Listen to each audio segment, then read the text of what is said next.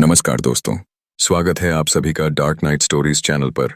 मैं लेकर आता हूं आपके लिए सच्ची घटनाओं पर आधारित डरावनी और रहस्यमयी। अगर आपको डर और रोमांच पसंद है तो इस चैनल को सब्सक्राइब जरूर करें, वीडियो को लाइक करें और अपने दोस्तों के साथ शेयर करना ना भूलें। तो चलिए दोस्तों, कहानी शुरू करते हैं। यह सन 1985 की घटना है। मेरा नाम सरदार बलजीत सिंह है। मैं दिल्ली का रहने वाला हूँ। मैं पेशे से एक ट्रक ड्राइवर हूँ। मैं आपको जो आज घटना सुनाने जा रहा हूँ, यह मेरे जीवन की बीती एक सत्य घटना है। जिंदगी के सफ़र में कुछ पल ऐसे आते हैं जो हमेशा के लिए दिल दिमाग में बस जाते हैं। हमारी दुनिया चौड़े हाईवे, लंबी दूरी और ट्रक की केबिन तक सीमित है। हज़ारों किलोमीटर का सफ़र, हर मौसम, हर हालात में सड़कों की धड़कन हमारे जीवन का हिस्सा है। दिल्ली से तिनसुकिया तक का रास्ता, जो कई राज्यों, नदियों, जंगलों और शहरों से होकर गुजरता है, वो अब मेरी पहचान बन चुका था। मेरे साथ मेरा हेल्पर बहादुर, जो मेरे साथ ही ट्रक पर रहता था। इस बार भी हम दिल्ली से तिनसुकिया माल लेकर जा रहे थे। वो 22 दिसंबर की रात थी, जब पूरा उत्तर भारत सर्दी की चादर में लिपटा था और आसमान से रुक रुक कर बारिश हो रही थी। वो रात मेरी जिंदगी का सबसे अजीब, सबसे डरावना अनुभव लेकर आई। रात के 2:30 बजे, जब आम लोग रजाई में दुबके सो रहे थे, मैं अपना ट्रक लेकर सड़कों पर था, दिल्ली से माल उठाकर तिनसुकिया की ओर। बारिश की वजह से सड़कें खाली थीं, सिर्फ ट्रकों की आवाजाही थी। बिहार की सीमा में घुसते ही माहौल कुछ और ही था। सड़कों पर अंधेरा, हर तरफ पानी और कभी कभी दूर से आती ट्रक की हेडलाइट। रास्ते में अचानक ब्रेक लगानी पड़ी। 2 बड़े ट्रकों का भयानक एक्सीडेंट हुआ था। मलबा, टूटी फूटी लाइटें और पुलिस की गाड़ियों के बीच सड़क पूरी तरह बंद थी। बचाव दल, घायल ड्राइवर और उनके ऊपर से गुजरती बारिश की धाराएं, वो दृश्य किसी फिल्म का हिस्सा लगता था। किसी ने बताया कि सुबह से पहले ये रास्ता नहीं खुलेगा। ट्रक में बैठे रहना ठंड और बारिश में वाकई मुश्किल था। बहादुर बोला, उस्ताद जी, ट्रक को यहीं साइड में लगा लेते हैं और रात को आराम करते हैं। सुबह जब रास्ता खुल जाएगा तब अपनी मंजिल की तरफ बढ़ते हैं। मैंने कहा, बहादुर नहीं, हमें देरी हो जाएगी माल पहुंचाने में, और इस बार डिलीवरी भी थोड़ा जल्दी ही पहुंचानी है, और बारिश की वजह से हम पहले से ही धीरे चल रहे हैं और देर नहीं कर सकते, नहीं तो पार्टी नाराज़ हो जाएगी। तो बहादुर बोला, उस्ताद जी, हम कर भी क्या सकते हैं। मैंने कहा, यही तो मैं सोच रहा हूँ।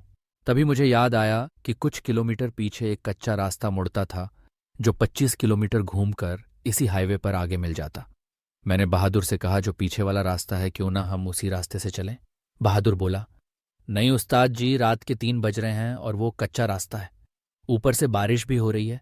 कहीं अगर कीचड़ में ट्रक फंस गया तो सारी रात हम वहीं खड़े रह जाएंगे। मैंने थोड़ा सा सोचा, फिर फैसला लिया, बहादुर, जोखिम तो उठाना ही पड़ेगा। फिर मैंने ट्रक का गियर बदला और उस सुनसान रास्ते पर ट्रक मोड़ दिया। दोनों तरफ ऊंचे पेड़, बीच बीच में कीचड़ भरे गड्ढे और हेडलाइट की रोशनी में चमकती बारिश की बूंदें। सफ़र किसी रहस्यमयी कहानी सा लग रहा था। करीब 10 किलोमीटर आगे बढ़े तो सामने एक अजीब दृश्य दिखाई दिया। सड़क के ऊपर से गुजरती बारात, रात के 3 बजे, घनी बारिश में, दूल्हा घोड़ी पर, पीछे बैंड बाजा, नाचते गाते लोग। सबसे अजीब बात यह थी कि उनके कपड़े सूखे थे, जबकि आसपास सब भीग रहा था। बारात पूरे रास्ते पर फैली थी, कहीं से साइड देने का कोई इरादा नहीं। मैंने बार बार हॉर्न बजाया, लेकिन वो जैसे किसी और ही दुनिया में थे। मेरा सब्र टूटने लगा। मैंने बहादुर से कहा, जा ज़रा, इनको बोल दे साइड हो जाएं, हमें जाने दे।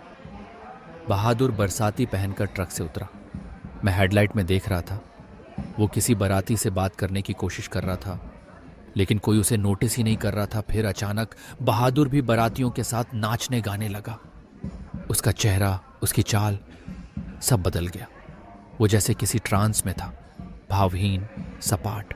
मैंने खिड़की से आवाज़ लगाई, बहादुर, ओ बहादुर, वापस आ। लेकिन उसने मेरी ओर देखा तक नहीं।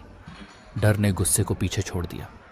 ट्रक का दरवाज़ा खोला, टॉर्च उठाई और तेज़ बारिश में बारात की ओर दौड़ा। पास गया तो बारात धुंधली दिखने लगी।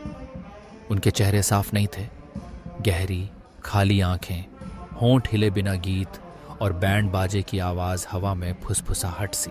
दूल्हा घोड़ी पर बैठा था, लेकिन घोड़ी के पैर ज़मीन से ऊपर थे। हवा में तैर रहे थे।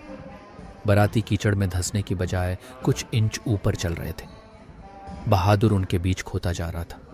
मैंने उसका हाथ पकड़ने की कोशिश की, लेकिन हाथ उसके जिस्म के आर पार चला गया।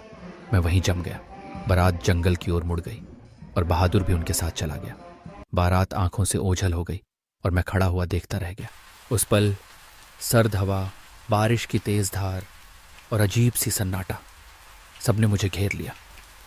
हिम्मत करके मैं पीछे की तरफ भागा, लेकिन हर तरफ अंधेरा। बारात, बैंड, घोड़ी सब गायब। सिर्फ बारिश की आवाज़ और मेरी हांफती सांसें। मेरे हाथ में टॉर्च की रोशनी कांप रही थी। बार बार बहादुर को पुकारा, कोई जवाब नहीं। फिर मैं वापस जल्दी से ट्रक की तरफ भागा और ट्रक पर बैठकर वहां से निकल गया। पायनच 7 किलोमीटर चलने के बाद मुझे एक छोटा सा ढाबा दिखाई दिया। मैंने ट्रक को वहां पर रोक दिया। मैं ट्रक से उतरकर ढाबे की तरफ गया।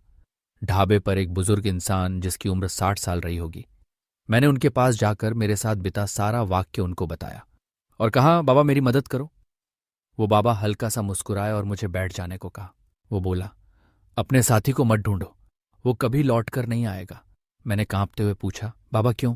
उसने बताया, वो यूक्षुमाओई की वो श्मशान की बारात थी।